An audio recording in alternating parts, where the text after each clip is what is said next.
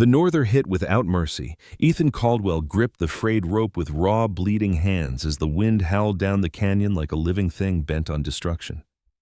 One of his horses, the old bay mare named Bess, had broken free from the lean-to stable and now stood trapped against the red rock wall, eyes wild with terror as loose stones rattled down the slope above her. At 36, Ethan had faced down outlaws and blizzards alike, but in that moment, with the freezing rain slicing sideways and the South Platte River roaring just 50 yards away, he felt the sharp edge of fear. One wrong step, and the mare would be crushed or swept into the swollen current. He shouted into the gale, voice-hoarse muscles burning as he edged closer, whispering the same calm words he'd used for years to gentle, frightened creatures. "Easy, girl, I've got you." The land had taken plenty from him already. He wasn't about to let it claim another life tonight. By the time he led Bess back to safety, his coat was soaked through and his jaw clenched against the cold. The year was 1882, and eastern Colorado Territory near Cannon City was no place for the weak. Ethan's one-room cabin stood defiant on a stretch of hard-won land where the river cut through rust-colored canyons.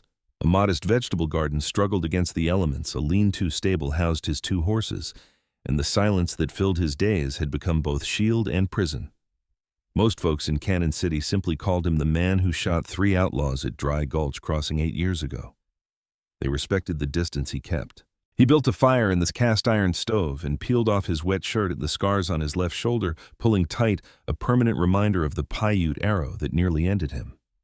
7 years earlier, Harlan Thornton had carried him 8 long miles through freezing rain and darkness after that ambush.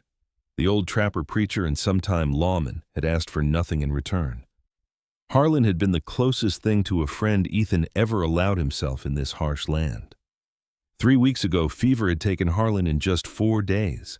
Ethan had stood at the grave in silence, words failing him, as they always did. He was still warming his hands by the fire when he heard footsteps on the porch. Strange. No one came out this far unless they had business. Ethan picked up his rifle out of habit and stepped to the door. She stood there in this gray afternoon light, a young woman alone on foot, clutching a thin wool shawl around her narrow shoulders. Brown hair pinned back, simply face pale from exhaustion, eyes red-rimmed but dry now as if she had used up every tear she owned. Her boots were worn nearly through on the left sole. In her hands she held a folded piece of paper pressed tight against her chest like armor. Ethan lowered the rifle slightly but kept his distance, studying her. He recognized her then, Harlan Thornton's daughter, Eliza. He had seen her at the funeral, standing straight-backed and alone. She lifted her gaze to meet his. The wind tugged at her shawl. For a long moment neither spoke. Then her voice came quiet but steady against the gusts. "My father said you needed a wife." The words hung in the cold air between them. Aspen leaves turned golden along the ridge whispered overhead. A raven called from the rocks. Ethan felt something shift inside his chest, something he hadn't allowed himself to feel in years. He let the silence settle the way a man does when he knows the next words might change everything. Finally he answered, his voice low and even as the canyon stone itself. "Maybe you?" Eliza's head snapped up. Her eyes widened with a mix of shock and something fragile that looked almost like hope. Clearly she had prepared for rejection, maybe even anger. Not this. She shook her head quickly. "You don't understand. I have nothing left. Father's debts took the house. I owe 3 months at Mrs. Whitaker's boarding house in Cannon City. She'll put my trunk on the street by Friday if I don't pay." Her chin lifted with quiet pride. "I'm not here for charity, Mr. Caldwell. Father wrote this before he died." She held out the paper with trembling fingers. Ethan crossed the porch in 3 strides and took it. The handwriting was unmistakably Harlan's, cramped, deliberate, forged by years of field notes and legal documents. "Ethan, it read Eliza is too proud to ask and too good to need it, but circumstances have made liars of better people. I have told her to come to you. I know what I'm asking. I know what you are. Look after her. That is all. H. Thornton." Ethan folded the letter carefully, his throat tight. He looked out toward the red rock ridge where a hawk circled slowly in the cold sky. Memories flooded back, Harlan's strong arms carrying him through the storm, sitting by his bedside for 2 nights as fever raged, never asking for thanks. "Your father once carried me 8 miles through the wilderness with an arrow in my shoulder," he said quietly, still not looking at her. "In the dark, in the rain, never complained once." Eliza's lips pressed together. "He never told me that." Ethan turned to face her fully. "How long before the boarding house puts you out?" 4 days. Any family left." She shook her head. Then come inside, Miss Thornton. The wind's picking up. She hesitated only a moment before stepping across the threshold. The cabin was sparse, a cot, rough wooden table, single shelf of books, 2 oil lamps but clean. Ethan poured coffee into tin cups and set one before her. They sat on opposite sides of the table. Eliza wrapped both hands around the warm cup as if it were a lifeline. Ethan spoke plainly the way he did most things. I'm not offering charity. This land is more than one man can handle through winter. The garden's failing. I can't keep the books straight, manage the horses, and repair what keeps breaking all at once. He paused, studying her face. Your father once told me your mother ran a household like a general, said you learned from her. A faint flicker crossed Eliza's face, almost a smile, quickly gone. What exactly are you proposing, Mr. Caldwell? A legal arrangement, civil ceremony, nothing more than that, unless we both decide otherwise later. You'll have your own space legal standing on this property. In return, you help run the household and accounts. The oil lamp cast warm, unsteady light across her features. Outside, the wind pushed against the shutters. Eliza stared into her coffee for a long time. Then she drew a slow, steadying breath. When she asked, Thursday, the circuit judge comes through Cannon City. She met his eyes and then those careful gray eyes that had seen too much hardship and gave a single slow nod. As the first shadows of evening lengthened across the canyon, Ethan felt the weight of what they had just agreed to settle over them both. 2 strangers bound by a dying man's wish, a shared need for survival, and the quiet hope that something more might grow from such rocky soil. He didn't know yet that this decision would reshape both their lives forever. But as he watched Eliza Thornton warm her hands by his fire, he sensed the first fragile thread of connection forming in the cold Colorado dusk. 2 days passed in a quiet blur of preparation and unspoken nerves. Thursday morning arrived under a steel-gray sky, the kind that promised winter's approach in the Colorado canyons. Ethan rose before dawn as always, but this time he took extra care. He shaved carefully by the light of an oil lamp, the blade scraping over the weathered lines of his face. From the old trunk at the foot of his cot, he pulled a dark wool shirt, his mother's last gift years ago, meant for occasions that rarely came. It still carried a faint scent of cedar. He studied his reflection in the polished blade of his hunting knife. A man who had lived hard stared back at him, but there was a steadiness in his gray eyes now, a quiet resolve. Outside, Eliza stood near the fence already waiting. She wore her mother's modest sage-green dress pressed with care the night before. The small pearl buttons caught the weak morning light, and her brown hair was pinned neatly at the sides, falling loose behind her shoulders. She stood straight, despite the cold hands clasped in front of her.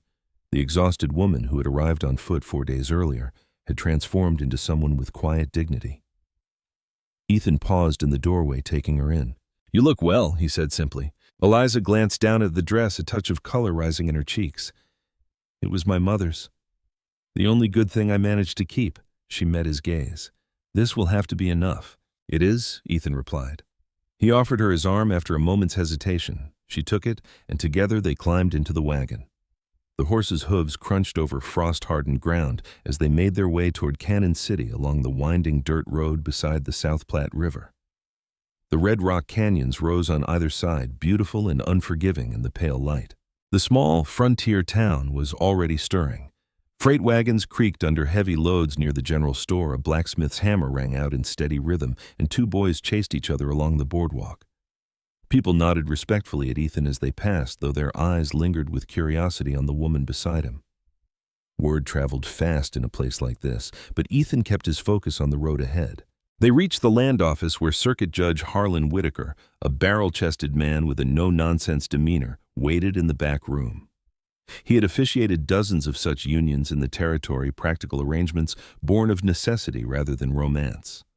Old Tom Riley, a grizzled trapper with kind eyes and a tobacco-stained beard, agreed to serve as witness after Ethan offered him a cup of coffee and a few coins. The ceremony was brief, lasting barely 10 minutes.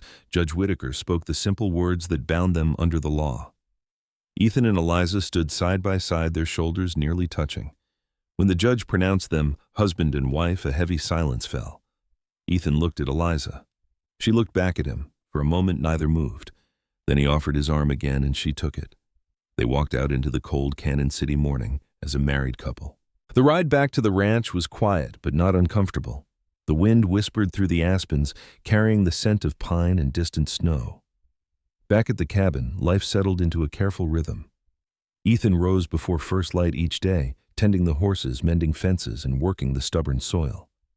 Eliza moved through the small space with surprising efficiency. She organized the shelves, repaired the chicken wire around the coop, and straightened the accounts in a ledger that had long been neglected. Her handwriting was precise and clear, a skill learned from years of copying her father's documents. Meals became a shared anchor. From their limited pantry, Eliza coaxed simple but hearty suppers: beans with salt pork, fresh bread baked in the cast-iron stove, and potatoes from the struggling garden.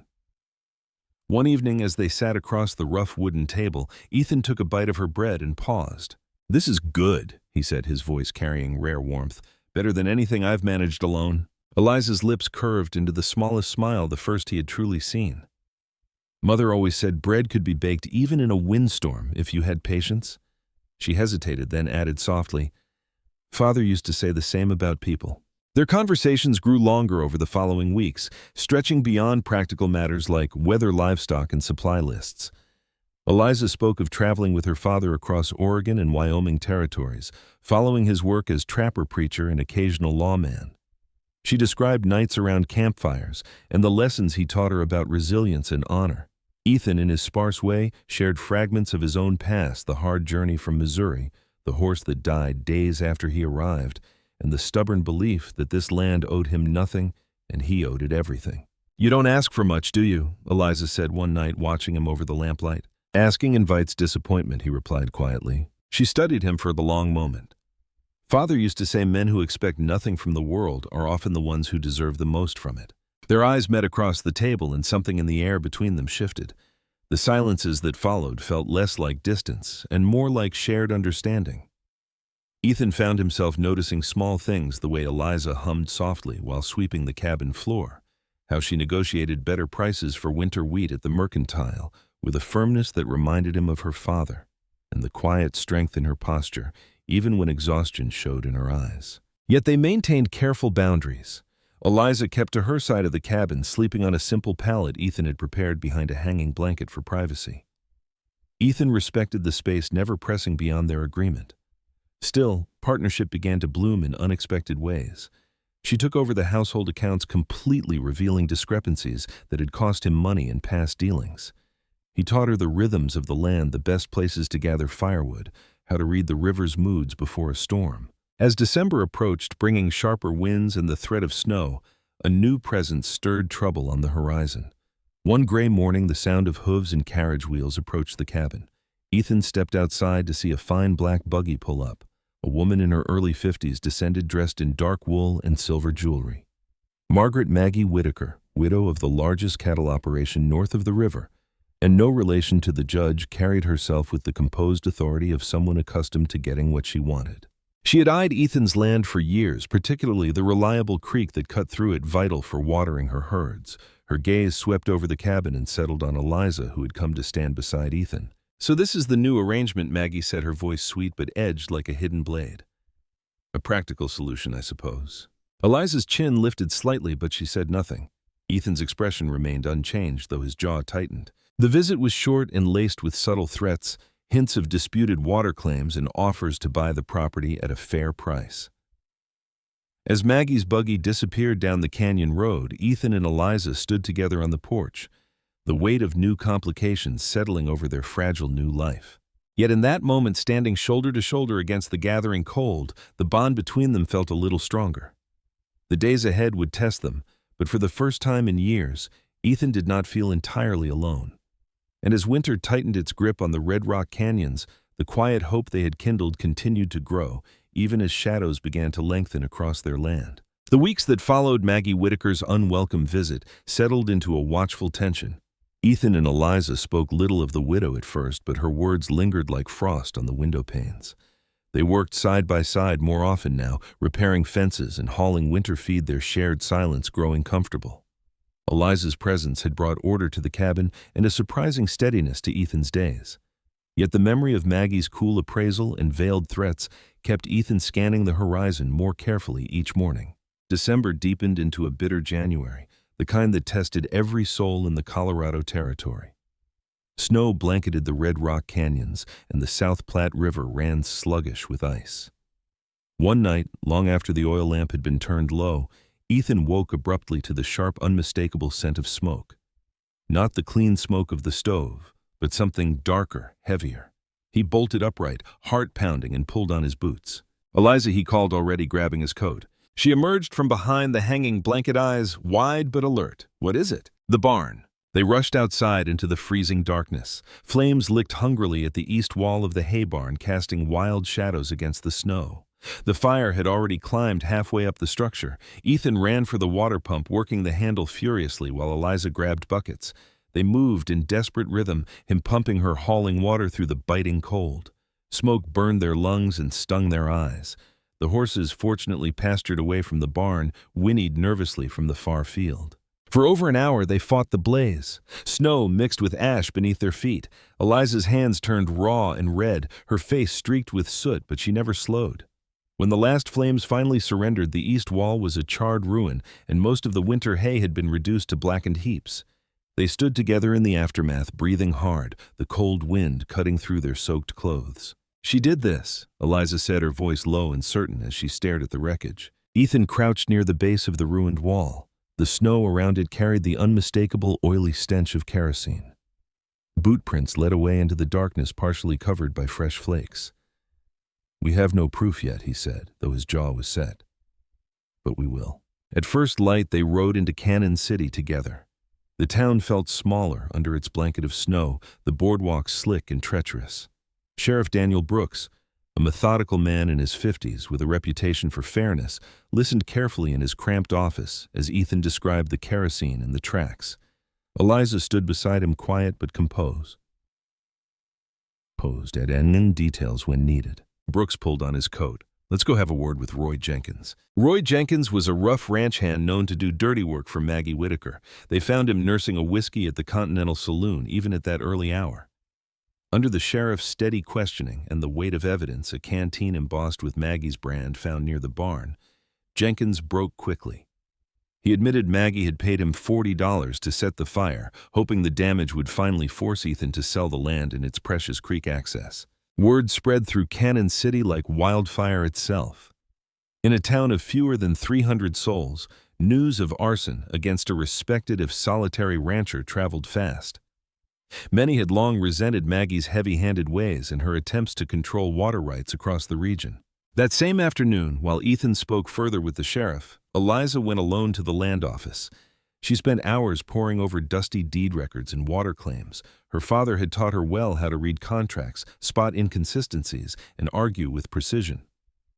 By evening, she returned to the cabin with a stack of carefully copied documents and sat at the table under the warm glow of the oil lamp.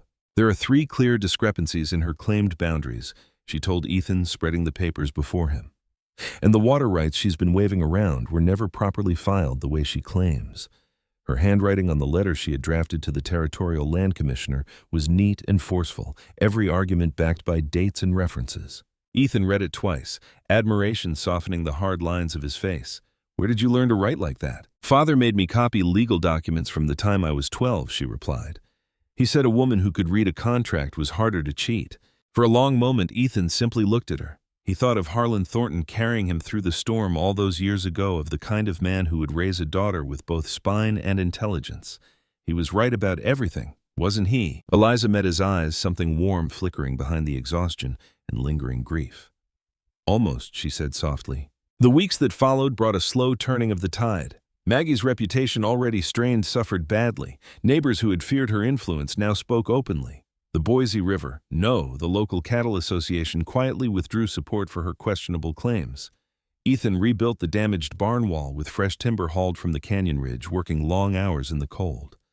Eliza helped where she could, her determination matching his own. Through it all, their partnership deepened. The crisis had stripped away the last careful distance between them. They shared quiet conversations by the fire about justice and resilience, about the kind of future worth fighting for. Ethan found himself watching Eliza with new eyes, not just as a capable helper, but as a woman whose strength and quiet grace had become essential to his world. Yet winter still held the land in its grip, and the shadows cast by Maggie Whitaker had not fully disappeared. As the days slowly lengthened and the first hints of spring stirred beneath the frozen soil, Ethan and Eliza both sensed that the real test of their new life together was only beginning. The fire had nearly destroyed their barn, but it had forged something stronger between the two of them. Something that would bloom fully when the red rock canyons finally warmed under the Colorado sun. The first warm winds of spring arrived late that year, but when they came, they swept through the red rock canyons like a long-held breath finally released. Snow melted into rushing streams feeding the South Platte River, and the stubborn soil of Ethan Caldwell's land began to yield. Maggie Whitaker, her reputation shattered by the arson scandal and the formal complaints that followed, sold her sprawling cattle operation in March and left the territory without farewell. No one in Cannon City organized a parting gathering. Her departure felt like the closing of a dark chapter, leaving behind only the faint echo of old threats. Ethan spent long days rebuilding the east wall of the barn with fresh timber hauled down from the canyon ridge. The work was hard but honest, each nail driven with the satisfaction of restoration. Eliza worked beside him when she could, and one afternoon she surprised him by mixing a red ochre wash. She painted the new wall herself, stepping back to admire how the warm color blended with the surrounding rock, as if it had always belonged there. "It looks like it was never broken," she said quietly, wiping her hands on her apron. Ethan stood next to her shoulder to shoulder, feeling the truth of her words in more ways than one. "Thanks to you." Their garden, carefully planned through the long January nights, pushed through the earth with determined green shoots. Potatoes, beans, carrots, and hardy squash thrived under Eliza's attentive care. The once struggling patch became a source of pride and unexpected abundance. Neighbors began stopping by, trading eggs or tools for fresh vegetables, and the quiet ranch slowly transformed into a place of quiet welcome. Love did not arrive with dramatic thunder or poetic declarations. It grew the way the seasons changed, gradually, then all at once. Ethan noticed it first one clear February morning when Eliza brought coffee out to him at the fence line. They stood together watching the sun rise over the red rocks, steam curling from their cups, saying nothing at all. The comfortable silence wrapped around them like a shared blanket. He had not known such peace in 8 long years. Another evening, as the lamp burned low, Eliza read aloud from one of his few books, a worn volume on loyalty and human nature. She paused midway through a passage and looked at him across the table.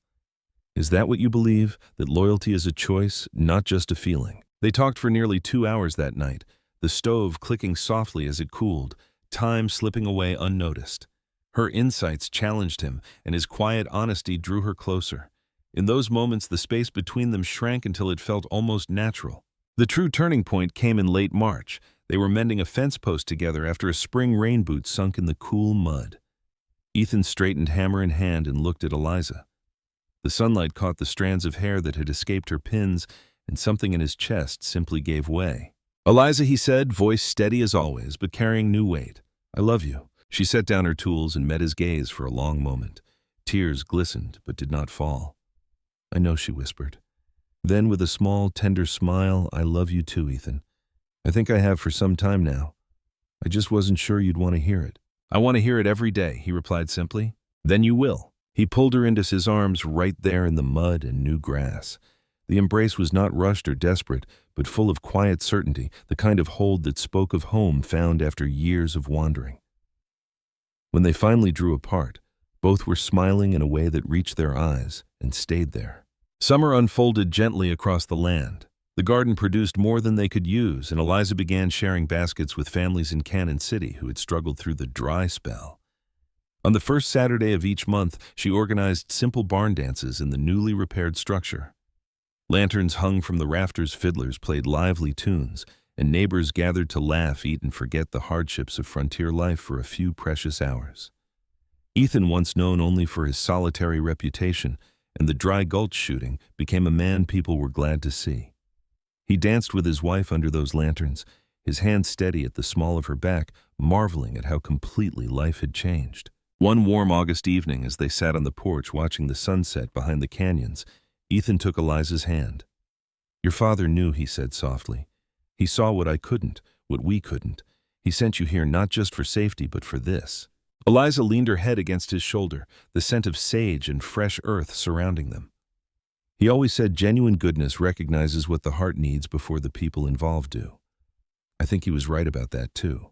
The Red Rock Canyon stood timeless around them, the South Platte River murmuring steadily in the distance. Ethan Caldwell had come to Colorado Territory with little more than stubbornness and a broken past. He had not expected partnership or laughter in the evenings, or the particular peace that came from loving someone who chose to stay. Yet here it was built day by day through fire and frost, through quiet conversations and shared labor, through the simple courage of two lonely souls deciding to make a life together. Harlan Thornton's last wish had been answered in ways greater than even he could have imagined. His daughter had found not just shelter but a true home. And the man who once needed a wife had discovered something far deeper, a love strong enough to heal old wounds and bright enough to light the years ahead. As the stars emerged overhead, Ethan and Eliza sat together in comfortable silence, hands intertwined. The frontier was still harsh and unforgiving, but on this small stretch of land along the river, two hearts had found their way. And in the quiet strength of their bond, the truest kind of Western story continued, one written not in dramatic gunfights or vast fortunes, but in the everyday courage of choosing each other again and again through every season of life.